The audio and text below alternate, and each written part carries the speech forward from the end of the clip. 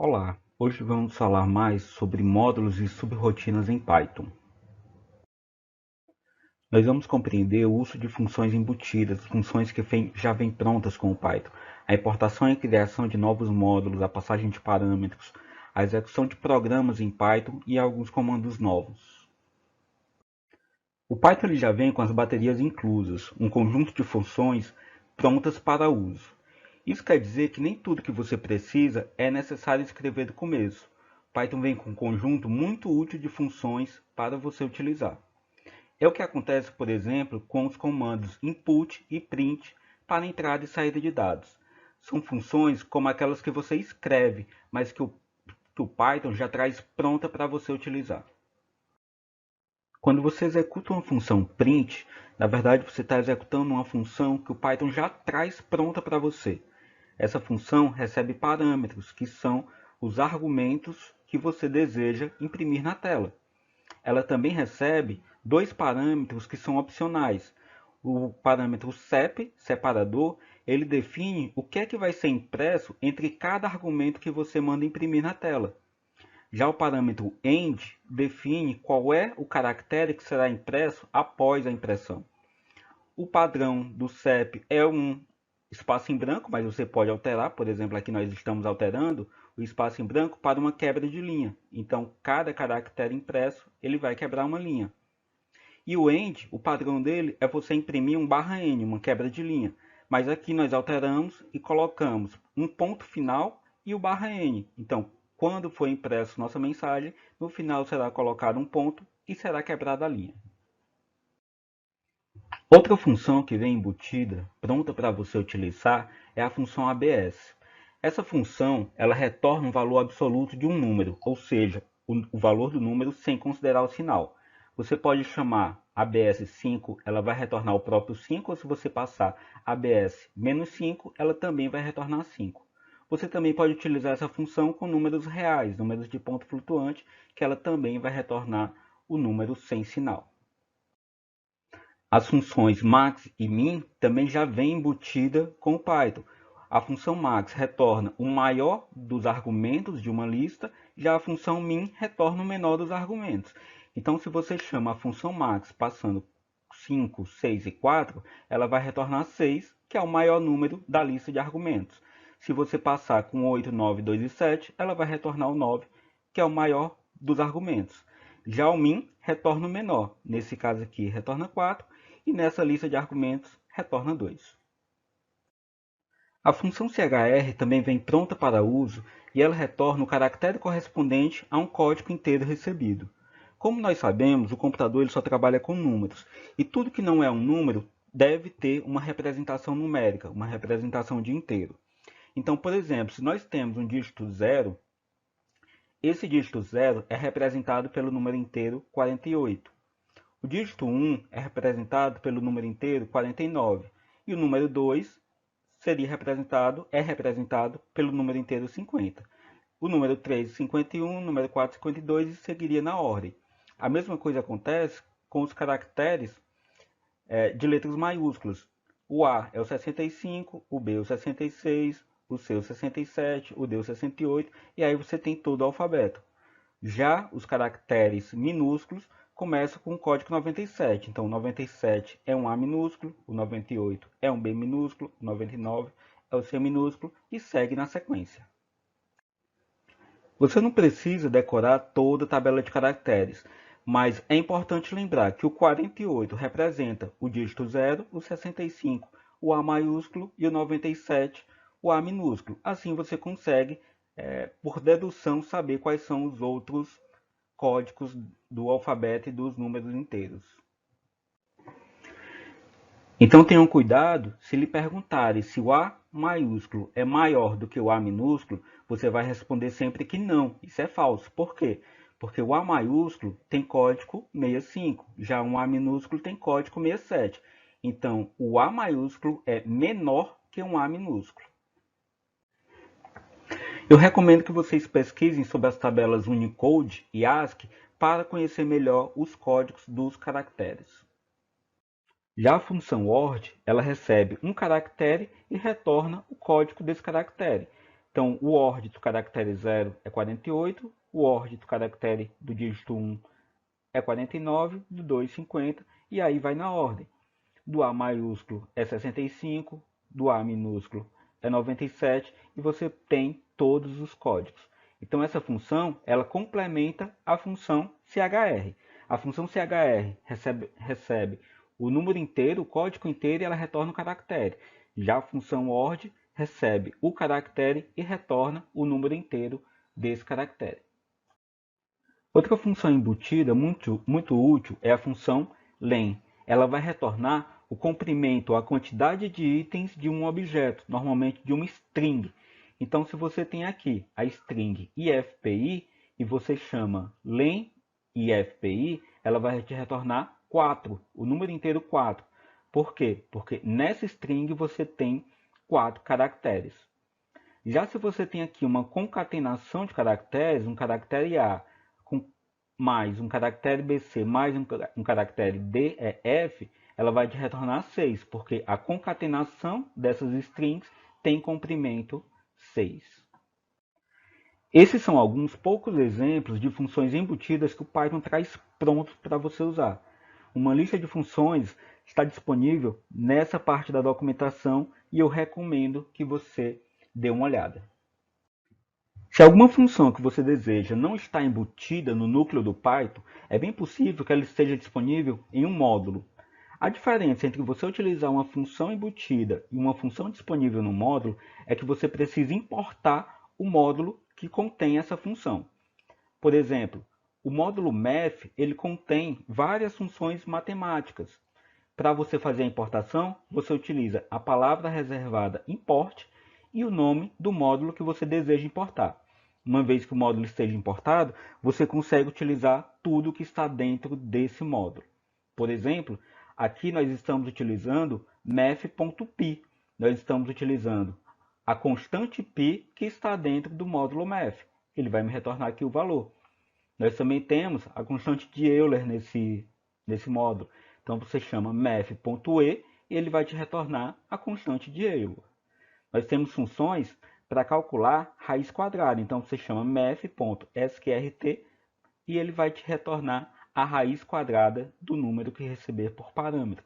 Nós também temos funções para converter graus em radianos, para retornar seno, cosseno, tangente e várias outras tarefas matemáticas que nós podemos precisar dentro de um programa, nós conseguimos fazer simplesmente importando esse módulo math. Se você quiser importar apenas algumas funções de um módulo, ao invés de importar o módulo inteiro, você pode fazer isso utilizando a sintaxe from, o nome do módulo, import as funções que você deseja. Nesse caso, eu estou importando apenas as funções seno, a constante π, a função cosseno e a função sqrt. No caso aqui, eu ainda estou renomeando a minha função π, de pi minúsculo, como pi maiúsculo. Em termos de processamento, de tempo de execução, não faz diferença você carregar um módulo inteiro ou apenas algumas funções. A grande vantagem de você importar apenas os nomes da função que você deseja é que você não precisa utilizar a sintaxe com o nome do módulo, ponto. Então, nesse caso, se nós quisermos usar π, basta escrever π sem precisar colocar math.py. Se nós quisermos utilizar seno, basta utilizar a função seno sem precisar colocar math.seno, ou cosseno, ou a raiz quadrada. Então, se você importa apenas a função específica, você não precisa colocar o nome do módulo seguido do ponto. O módulo random ele traz geradores de números pseudo-aleatórios. O Python ele é cuidadoso ao chamar esses números de pseudo-aleatórios, já que sendo o computador uma máquina determinística, você não consegue gerar números verdadeiramente aleatórios. Nós não vamos ser tão cuidadosos nesse sentido. Então, quando eu falar em número aleatório, entenda que eu estou falando de número pseudo-aleatório. A função seed ela inicializa esse gerador de número aleatório. Então é recomendado que sempre que você utilizar o módulo random ou alguma função desse módulo random, execute primeiro a função seed para reinicializar o gerador de números. Já a função random, ela vai retornar para você um número aleatório ou pseudo-aleatório entre 0 e 1. Se você quer gerar um número inteiro aleatório, a opção é você utilizar a função range e passar o número inteiro. Se você passa range 10, ela vai te retornar um número inteiro entre 0 e 9, ou seja, o número que você passou como argumento menos 1. Você pode, se desejar, definir qual é o início. Ao invés do 0, que é o padrão, você pode definir range 1, 7. Nesse caso, você vai ter um número aleatório entre 1 e 6. O módulo random traz também uma função que sorteia o valor de uma lista. É a função choice. Então, você chamando random.choice e passando uma lista de valores, ele vai te retornar um valor dessa lista aleatoriamente. Eu recomendo que você dê uma pesquisada na documentação e veja melhor as outras funções que vêm nesse módulo random. Falamos apenas de dois dos módulos que o Python traz para você importar. Nós falamos do módulo math e do random. Existem muitos outros pacotes, outros módulos que vale a pena você verificar na documentação. Então, dê uma olhada no índice de módulos do Python. Você vai encontrar em ordem alfabética todos os módulos que o Python traz disponíveis. E lá tem módulo para muita coisa. O link da documentação está aqui embaixo. Se o que você deseja não estiver disponível com o Python, é muito provável que outro programador já tenha tido a mesma necessidade e escrito um módulo para resolver o problema. O pipe é o local padrão onde os programadores disponibilizam módulos feitos em Python. Então você deve verificar se o que você quer já não está disponibilizado no Python Package Index. Se o que você quiser já estiver disponibilizado, você pode simplesmente fazer a instalação do pacote utilizando pip install e o nome de algum pacote que você deseja. Então é bem simples, é bem útil essa função que o Python traz para você instalar módulos de terceiros. Mas se você deseja realmente algo novo, você pode criar seu próprio módulo. Um módulo é apenas um código-fonte que vamos importar e usar. Um módulo é um script Python como outro qualquer, um arquivo com a extensão .py. Nessa imagem, nós temos um pequeno script Python, ou seja, um módulo, salvo com o nome de meu_módulo.py. Nesse módulo, nós temos três funções. A primeira, func_a, imprime na tela a mensagem func_a. A segunda função, func_ab, ela faz uma chamada para func_a e em seguida imprime na tela o texto func_b. Já a função func_abc faz uma chamada para func_ab e depois imprime na tela func_c. Por fim, no módulo principal, nós temos apenas uma chamada para func_abc. Note que quando executarmos esse script, nós chamamos o módulo principal func_abc, mas ela chama func_ab, que chama func_a. Então, todas as funções serão executadas. Então, como nós prevíamos, a execução do módulo anterior mostra na tela as mensagens func_a, func_b e func_c. Todas as funções foram executadas. Mas se você faz apenas um import desse módulo, todas as funções também serão executadas e as mensagens de cada uma das funções também vai aparecer. Isso significa que o import de um módulo realmente faz ele ser compilado e executado. Nem sempre esse é o comportamento que nós desejamos. Quando a gente faz o import de um módulo, a gente não quer que imprime mensagem na tela. A gente quer simplesmente deixar as funções do módulo prontas para serem utilizadas. E como é que nós podemos evitar isso? Na verdade, nós não podemos. Como sabemos, o Python é uma linguagem interpretada, mas ele compila e executa partes do seu código para ganhar performance, e isso é uma coisa boa. E como é que nós podemos evitar que essas mensagens apareçam para o usuário na hora da importação do módulo? Nós fazemos isso protegendo o nosso bloco principal de comandos. Então, nós criamos uma função chamada de main e todos os comandos que estavam no nosso bloco principal farão parte agora da função main. Em seguida, nós colocamos a diretiva se dundername for dundername, nós executamos a função main. A variável dundername é uma variável interna do Python que ela armazena o nome do módulo atual que está sendo executado. Neste caso, o código de inicialização verifica, através da variável dundername, se o módulo é o principal e executa apenas se ele estiver sendo como principal, se ele estiver sendo executado como o módulo principal do programa e não em um import. Temos agora um segundo exemplo com um módulo chamado de calculadora.py.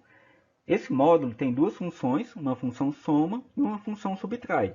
E para controlar a execução, criamos a função main, que faz o print de uma soma e de uma subtração apenas se esse módulo estiver sendo executado como o módulo principal do programa, e não em um import. Quando você fizer um import, o nome do módulo não vai ser main e nada será executado, ou seja, esses prints não aparecerão para o usuário que fizer o import desse módulo.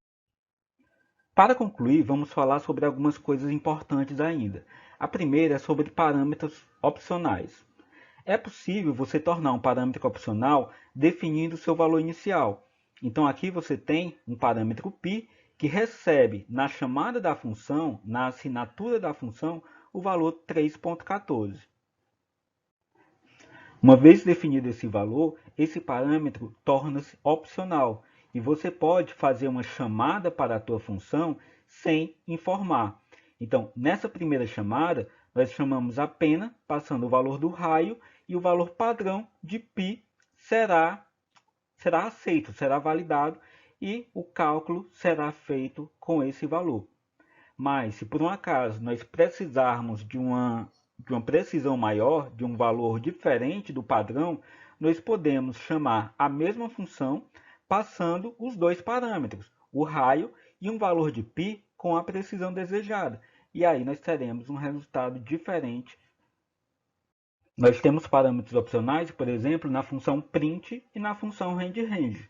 Na função print, você pode chamar ela apenas definindo o que será impresso na tela. E opcionalmente, você pode definir um separador, que por padrão é um espaço em branco, mas você pode modificar.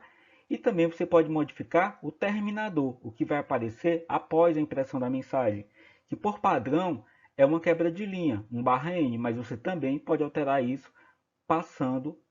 definindo um parâmetro end na chamada da função print. Já na função range, o start, o início, é opcional. Se você chama a função range passando apenas um argumento, ele vai considerar que o start é 0. Então ele vai gerar um número entre 0 e o valor que você passou, menos 1. Mas se você quiser definir o start, quiser definir o início, você pode passar os dois argumentos e ele vai considerar o valor inicial que você definiu na chamada. Outro comando que é importante para nós falarmos é o comando pass. Esse comando ele não faz nada. Em outras linguagens de programação, nós temos marcadores para início e final de bloco. Por exemplo, no C, nós temos abre chaves e fecha chaves. Em Pascal, nós temos begin e end. E em várias linguagens, nós temos terminadores para início e final de bloco. O Python, ele determina o bloco pela indentação. Ele não tem um limitador de início e final de bloco. Dessa forma, nós não vamos conseguir, em Python, escrever apenas o cabeçalho de uma função e deixar para depois a escrita do seu corpo. Essa é uma prática comum quando nós estamos programando. Por exemplo, nós escrevemos aqui o cabeçalho da função, mas o corpo dela, eu preciso deixar para depois. Depois eu vou definir como é que eu faço isso. Então, eu preciso de uma palavra para dizer para o interpretador: interpretador, ignore isso aqui. Simplesmente passa adiante. A forma de fazer isso é colocando o comando pass. O none é uma ausência de valor. Toda função que não tem um valor definido por return, ela vai retornar none. Então, se você tem aqui uma função, minha função, que ela não faz nada, se você atribuir o retorno dessa função para uma variável, ela vai imprimir none. Por último, nós queremos lembrar para vocês que sempre que você tiver um problema que não estiver conseguindo resolver, é bom você fazer a depuração do teu código, que é uma execução passo a passo. Nela você consegue rastrear o valor das variáveis e verificar onde é que você está errando. Uma ferramenta muito boa para você fazer isso é o Python Tutor. Então você entra no endereço do Python Tutor, escreve teu código lá e vai executando passo a passo utilizando o next ou prev, e nessa execução você vai rastreando o que está acontecendo com o teu código e consegue encontrar onde é que você está errando.